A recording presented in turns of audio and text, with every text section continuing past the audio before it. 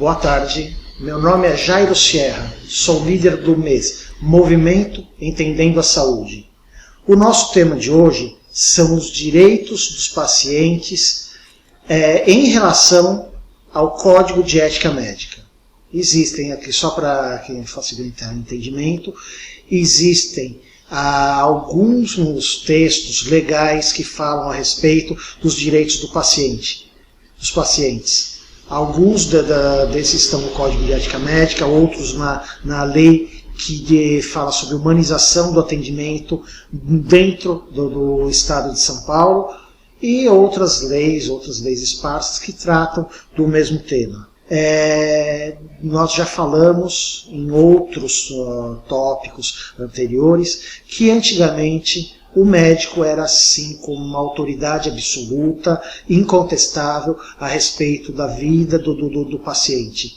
Quando o paciente se submetia aos cuidados de um médico, ele se submetia integralmente aos cuidados desse médico. Não lhe era reservado praticamente nenhum direito. O médico ele podia propor tratamentos, propor formas de lidar com aquela doença, com aquela enfermidade, e o paciente praticamente não tinha nada a dizer. Justamente daí vem o nome. A pessoa estava passiva em relação ao atendimento médico que lhe era ministrado.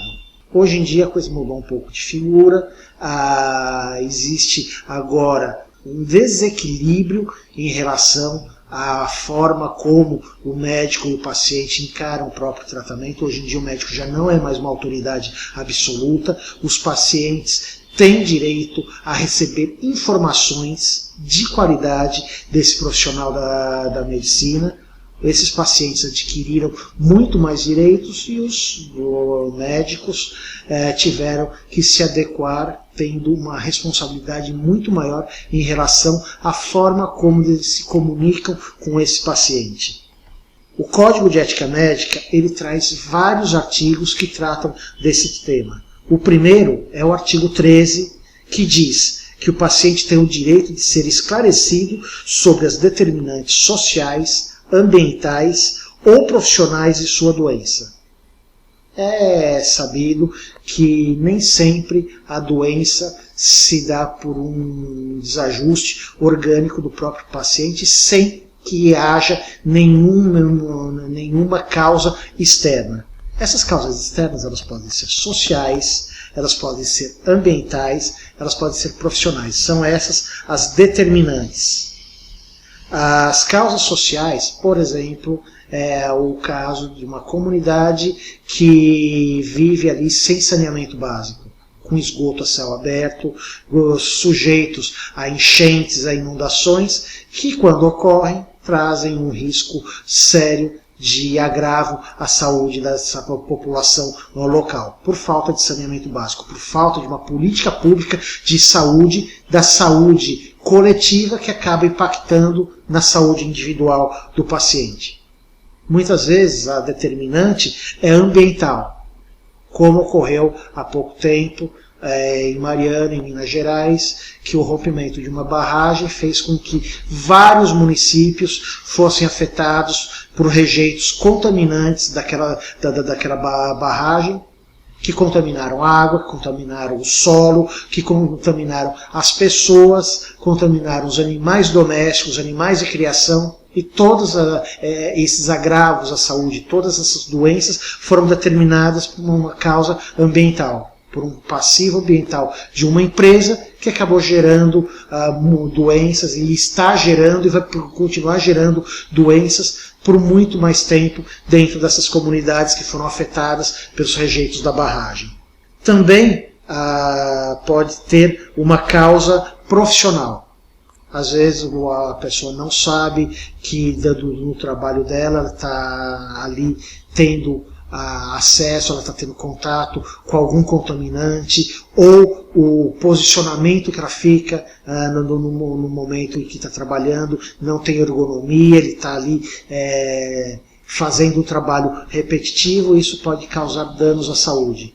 Então, o que diz esse artigo? Que o paciente tem que ser esclarecido de tudo isso. Durante a consulta, o médico tem que fazer os esclarecimentos, explicar para ele provavelmente de onde vem a doença. Agora, para que isso seja feito, depende também de uma boa anamnese. O que é a anamnese?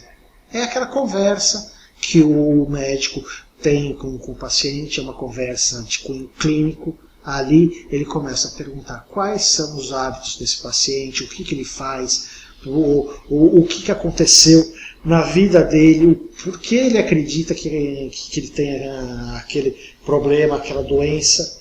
Ele vai ali buscando no próprio histórico de vida do paciente os motivos, as motivações, as determinantes para aquela doença. O que causou? Como que isso? Isso é importante, esse processo de anamnese é muito importante para até mesmo para o fechamento do diagnóstico. Nós sabemos que isso quase sempre não ocorre, isso muitas vezes é lenda, porque um médico de um serviço público, às vezes ele tem que atender 10, 15 pacientes que não são agendados, são atendidos por ordem de chegada.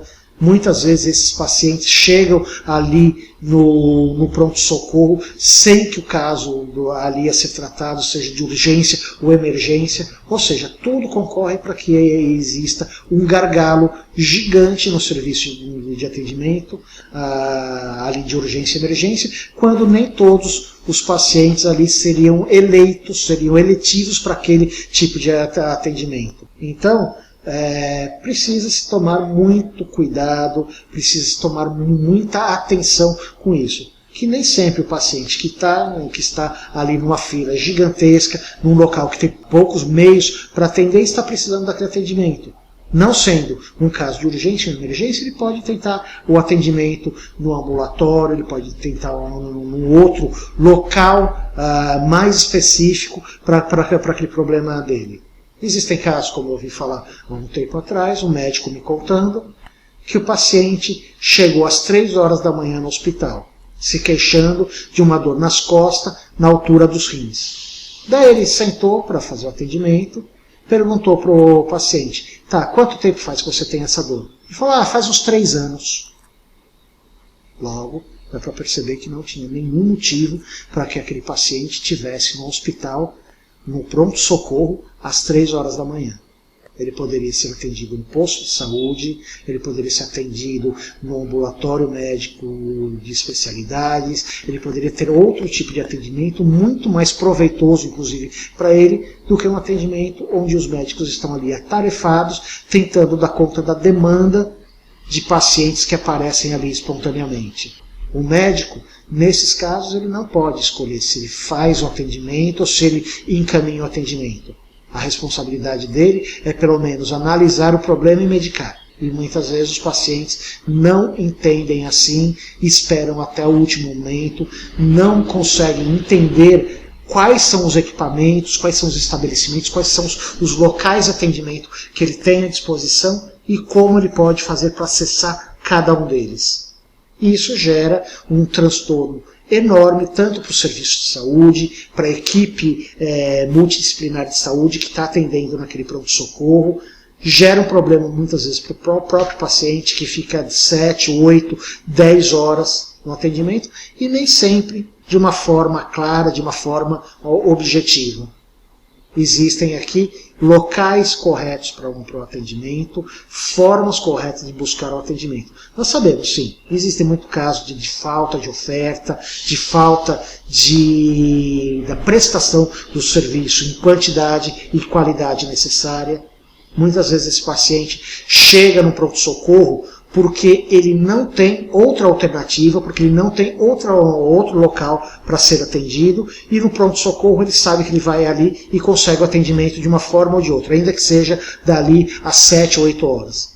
Só que isso tudo engargala todo o sistema, porque muitas vezes o paciente que está ali com torção de tornozelo está convivendo ali com uma pessoa que tem tuberculose, com outro que está infartado. Então, é tudo uma questão também de mais recursos para a saúde e também de mais racionalidade na forma de atender os pacientes. Você que é paciente, que em algum momento vai ser paciente, precisa, antes de sair para um pronto-socorro, pensar: o meu caso é de pronto atendimento ou não. Se não for, procura uma outra forma de ser atendido. O problema é que a maior parte das pessoas, quando ouvem um não buscam o sim, se contentam com o não. Nós vamos ficar aqui só nesse tópico por enquanto. Vamos fazer outras partes, abordando outros tópicos na sequência desse vídeo.